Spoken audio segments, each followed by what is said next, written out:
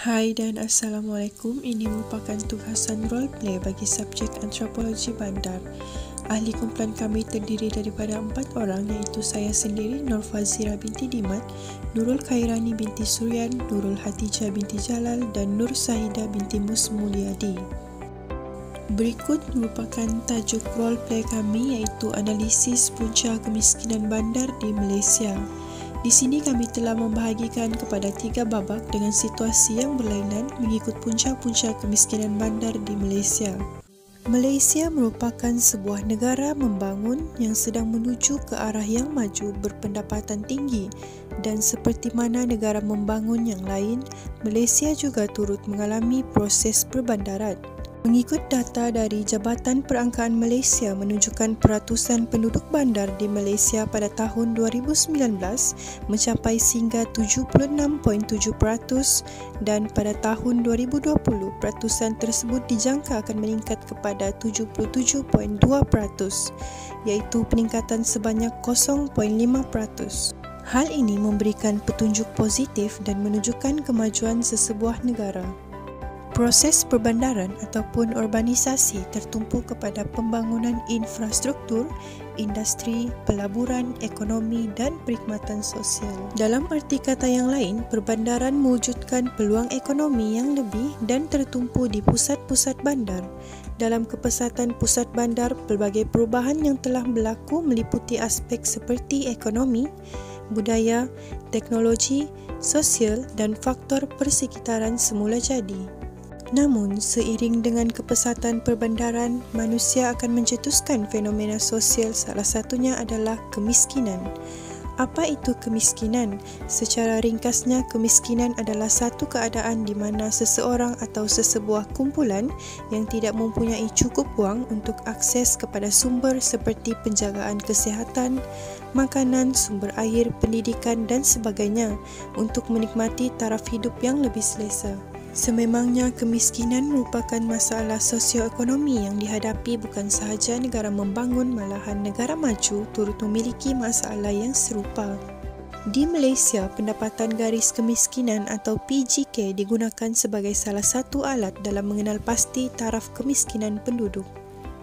Bagi tahun 2014, sesebuah keluarga yang menetap di bandar yang mempunyai isi rumah sebanyak 930 sebulan bagi semenanjung Malaysia, 1,170 bagi Sabah dan 990 sebulan bagi Sarawak, iaitu di bawah pendapatan garis kemiskinan akan dikategorikan sebagai miskin. Namun menurut Muhammad Ayub Siddiq, melalui penulisan beliau menjelaskan bahawa kemiskinan di sesebuah kawasan dihitung melalui 3 pendekatan. Pendekatan yang pertama ialah keperluan asas. Pendekatan kedua pula merupakan pendekatan kemiskinan relatif dan ketiga adalah pendekatan kemiskinan isi rumah. Bagi babak yang pertama ialah kekurangan peluang pekerjaan. Antara watak dalam babak ini ialah seorang perempuan kampung lepasan STPM yang dilakonkan oleh Nurul Khairani, panel interview yang dimainkan oleh Nur Fazira dan seorang rakan rumah yang dilakonkan oleh Nur Sahida. Dalam babak ini menceritakan seorang perempuan yang berasal dari kampung datang berhijrah ke bandar untuk mencari peluang pekerjaan yang lebih lumayan. Namun disebabkan oleh kekurangan kemahiran yang dimiliki beliau telah menyebabkan beliau kesukaran untuk mendapatkan pekerjaan. Setelah penolakan interview hampir 2 bulan berlalu, beliau masih belum mendapatkan pekerjaan. Hal ini menambahkan beban beliau di bandar sebagai contoh untuk membayar sewa bilik dan makanan. Akhirnya, dalam desakan hidup, beliau terpaksa menerima pekerjaan di sebuah restoran sebagai pelayan bantuan daripada rakannya untuk menampung hidup seharian dan mengirim wang ke orang tua di kampung.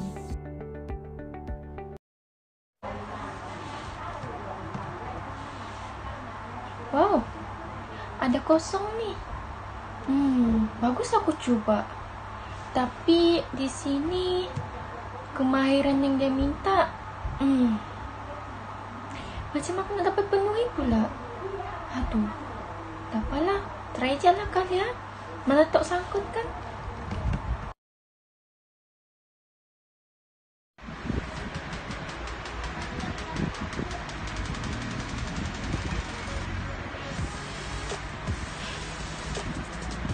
Bismillah. Assalamualaikum Puan.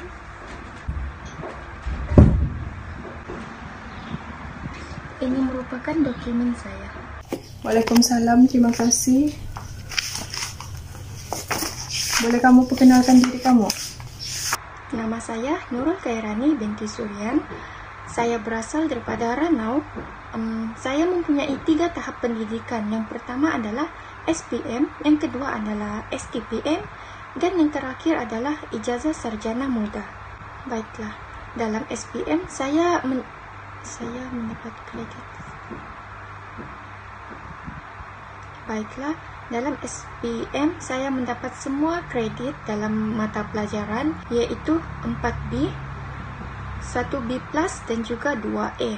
Manakala dalam STPM saya berjaya memperolehi 3 pointer, dan juga dalam Ijazah Sarjana Muda saya berjaya memperolehi PNGK 3 pointer. Okey Khairani, berdasarkan latar belakang kamu ni, kamu belum lagi ada pengalaman kerja kan?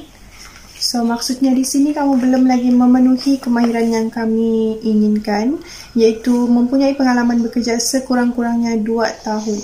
Ya Puan, sebab saya merupakan fresh graduate, sebab itu saya tidak mempunyai apa-apa pengalaman dalam bekerja. Okey, baiklah Encik Khairani, saya akan menghubungi kamu dalam tempoh seminggu ni jika kamu diterima dalam syarikat kami. Namun jika saya tidak menghubungi ataupun saya tidak berbuat demikian, maksudnya kamu tidak diterima. Terima kasih. Baiklah Puan, terima kasih kerana meluangkan masa untuk menginterview saya.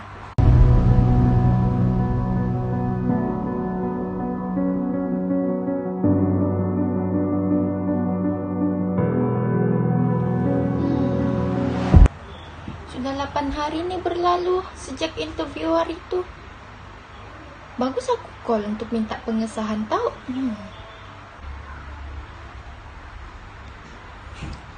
Assalamualaikum Puan.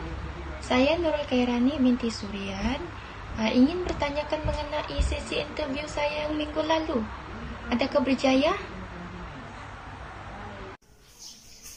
Hello, Waalaikumsalam Encik Khairani. Maaf ya, anda tidak diterima masuk dalam syarikat kami. Baiklah Puan, terima kasih.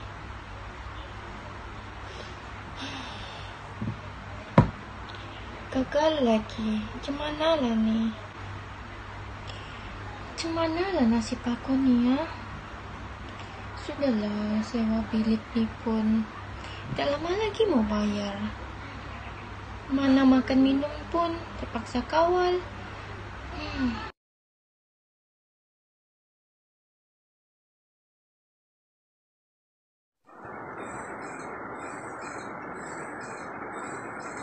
Hei, Kai, kenapa Kai? Ada masalah Kai? Aku gagal lagi interview ni kali. Risau aku sekarang ni kan. Sudah 2 bulan aku di bandar tapi belum lagi dapat kerja sampai sekarang. Oh, sabar ya Kai. Kalau kamu ada nih kekosongan kerja di tempat kerja aku, tapi sebagai klien lah. Wah, Alhamdulillah. Aku malah Saidah. Dapat juga aku kirim duit di kampung. Bayar sewa bilik ni pun. Terima kasih Saidah. Oh, nanti aku inform sama bos aku ah. Babak yang kedua ialah tahap pendidikan yang rendah. Terdapat 2 watak dalam babak ini, iaitu seorang pelajar yang pemalas dan seorang penceramah. Dalam babak yang kedua ini menceritakan seorang penceramah iaitu Fazira yang datang ke sekolah Syahidah untuk memberikan ceramah mengenai kelebihan melanjutkan pengajian ke peringkat IPT. Syahidah pula merupakan seorang pelajar yang pemalas dan sering gagal dalam peperiksaan.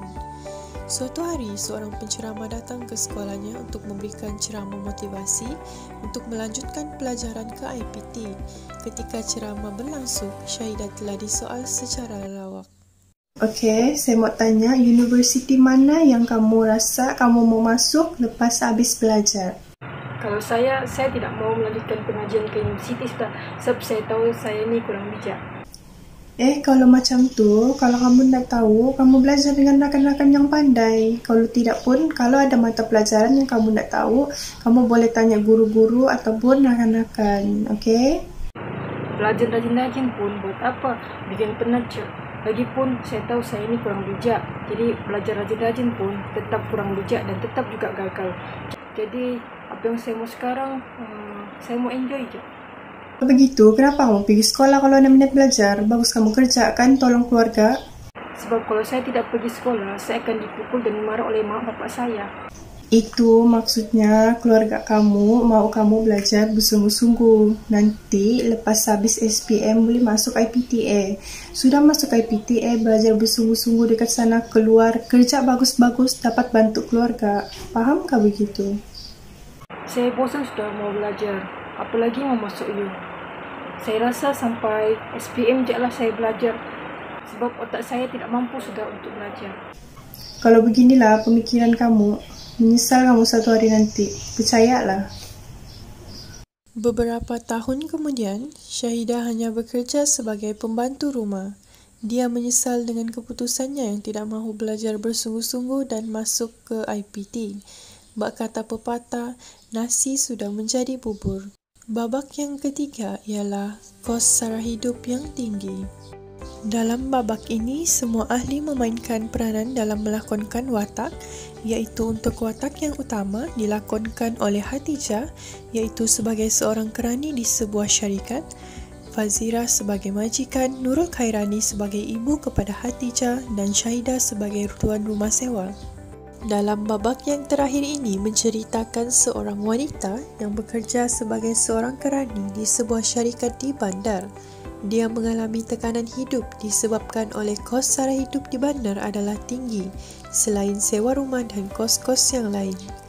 Majikannya sudah 3 bulan tidak membayar gaji kerana keuntungan syarikat mereka terjejas disebabkan oleh pandemik COVID-19. Lebih menyedihkan lagi, dia telah dihalau oleh tuan rumah kerana tidak membayar rumah sewa selama 3 bulan berturut-turut. Hal ini kerana duit simpanannya habis untuk membayar kos-kos lain seperti bil elektrik, internet, minyak kereta dan makanan seharian. Semasa dia pulang ke rumah, barang-barang telah terletak di luar dan dia terpaksa tidur di dalam kereta kerana segan untuk meminta tolong rakan-rakan yang lain. Sudah jatuh di timpa tangga. Keluarga tidak mengetahui kesusahannya di bandar. Dia terpaksa mengaku kepada keluarganya yang dia telah dihalau dari rumah sewa dan bosnya tidak membayar gaji. Akhirnya, ibu bapanya meminta pulang ke kampung untuk mengusahakan kebun di kampung kerana tidak sanggup mendengar kemiskinan yang menimpa anaknya di bandar. Suatu hari, Hatijah telah datang berjumpa dengan bos besar di syarikat dia bekerja.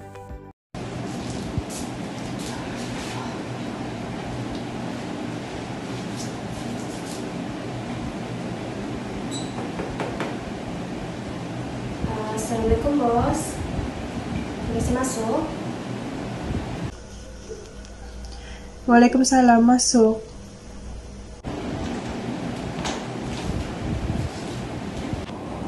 Bos, sebenarnya hajat saya datang berjumpa bos ni sebab saya mau minta gaji saya. 3 bulan sedangkan bos tidak bayar gaji saya. Jadi saya sebenarnya minta sebab saya perlu duit untuk bayar sewa rumah saya sama kos-kos lain lah seperti minyak, kos elektrik, kos air, kos internet.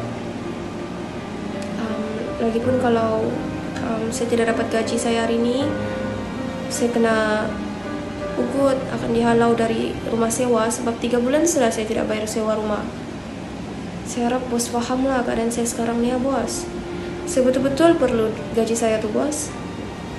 Sebab duit simpanan saya pun habis sudah. Duit makan pun cukup-cukup sudah nih bos. Kering habis sudah saya sekarang.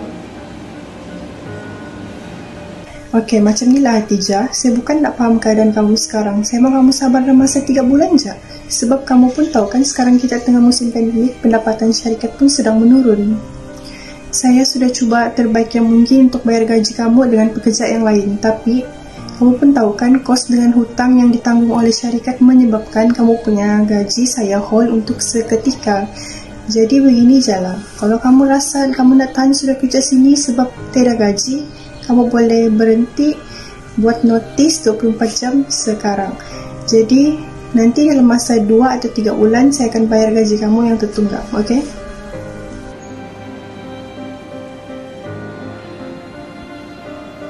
Ya Kak Bos. Baiklah Bos, kalau begitu tidak mengapalah. Saya pulang dulu lah Bos.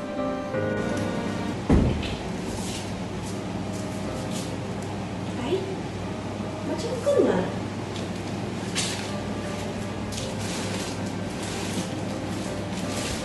Astaga, barang-barangku juga nih. Siapa kemas nih? Kenapa di luar? Aduh, sewa rumah berapa hari lagi? Astaga, aduh habis lah bu. Gimana ya? Kita pun jumpa dulu kakak. Assalamualaikum kak. Oh kak. Kak. Waalaikumsalam. Balik pun kamu. Tengok sudah kan barang-barang kamu di luar. Kamu boleh pergi sekarang dan ambil barang-barang kamu.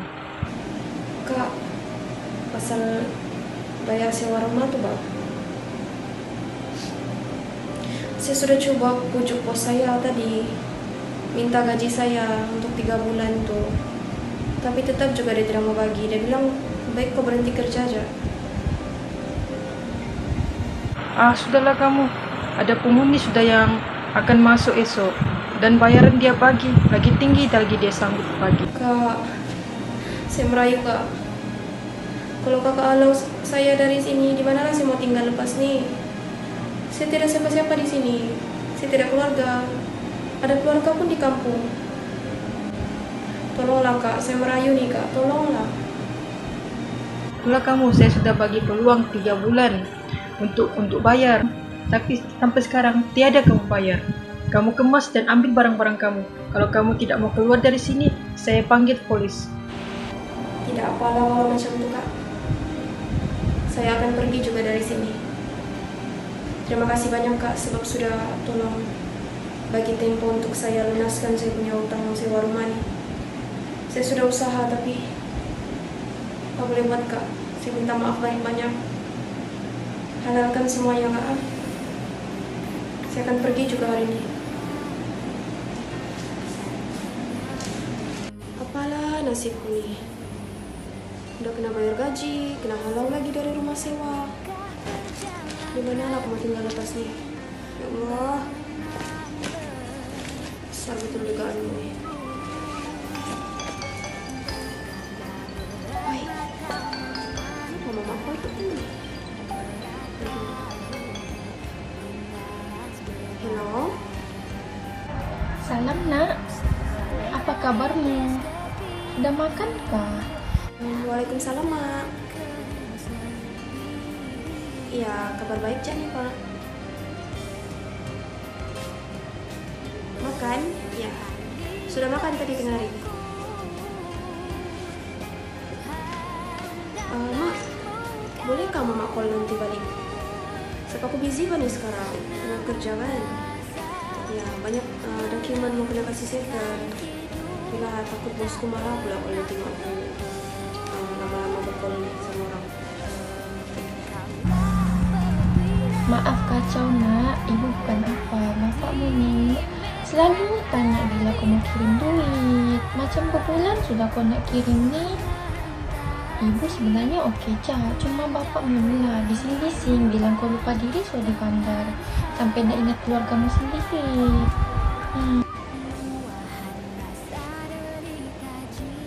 Mak, biarlah aku mengaku mak. Sebenarnya kan, bukannya aku lupa mak sama bapak di kampung tuh. Tapi 3 bulan sudah bos pun dah bayar gajiku nih. Sebab syarikat kami ini mau bankrupt gara-gara COVID. Tadi pun aku pergi tuntut, dia suruh aku balik aja, dia bilang. Dia bilang berhenti kerja lah lagi bagus.